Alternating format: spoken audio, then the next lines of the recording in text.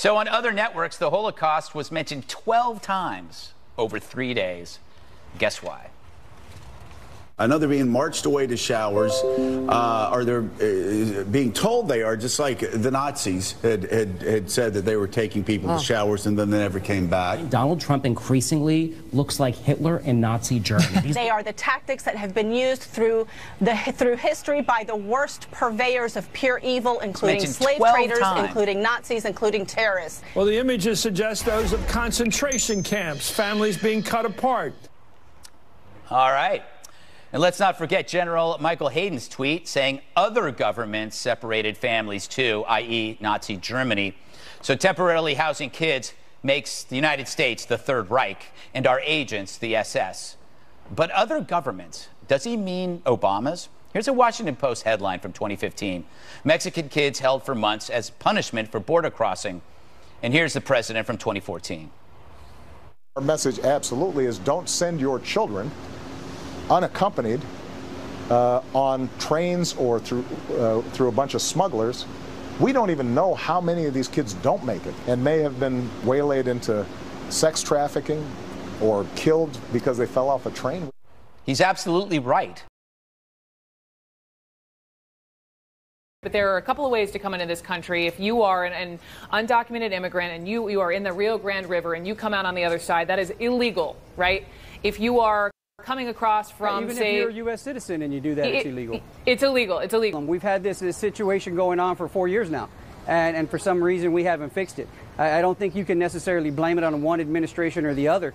It started under one and it's continuing under another. It hasn't been fixed, and it needs to be fixed. Right now we have this beacon of we'll leave the light on for you. You come across illegally and we'll let you into the country. And if you guys have seen some of the stuff that we've seen down here, you would understand just how important it is to have a tough stance to divert people from coming here. When you see a 12-year-old girl with a Plan B pill or with their parents put her on birth control because they know that's getting violated as part of the journey, that's just a terrible way to live. When you see a 4-year-old girl traveling completely alone with just her parents' phone number written across her shirt, I mean, come on now, you know, something needs to be done. We had a 9-year-old boy last year have a heat stroke and die in front of us with no family around, and that's because we're allowing people to continue to take advantage of this system. We also separate a parent and child if the adult is suspected of human trafficking. There have been cases where minors have been used and trafficked by unrelated adults in an effort to avoid detention. And I'd stop here to say in the last 5 months, we have a 314% increase in adults and children arriving at the border fraudulently claiming to be a family unit. DHS is not separating families legitimately seeking asylum at ports of entry. If an adult enters at a port of entry and claims asylum, they will not face prosecution for illegal entry. They have not committed a crime by coming to the port of entry. How is this not specifically child abuse for these innocent children who are indeed being separated from their parents?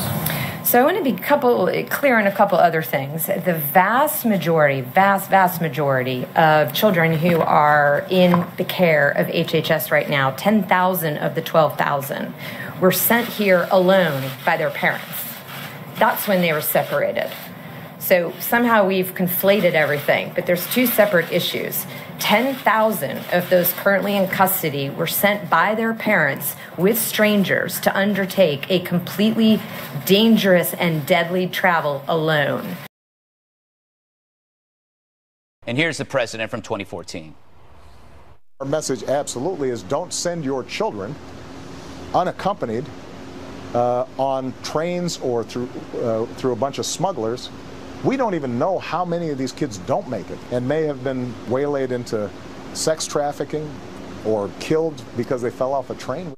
He's absolutely right, which is why Trump stepped up the arrests of adults for violating immigration laws and also busting child sex traffickers. Yet no one compared President Obama to Nazis. But now they offend Holocaust victims, survivors, and Americans in charge of taking care of these kids while they're here. Right, Wolf?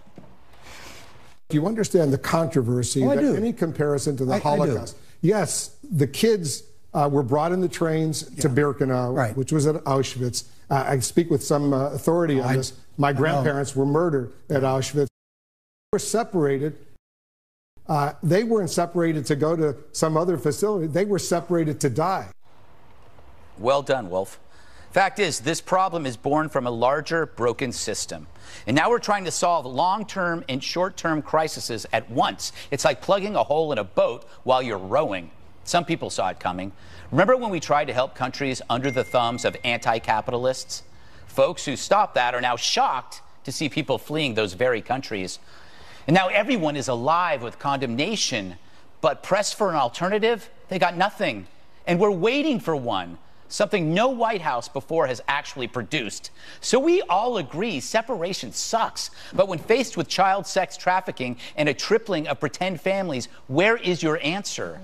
Instead, the media uses children to maintain the narrative that Trump is evil, even as he reduces the threat of nuclear war, and with no memory of what they reported when their guy was president.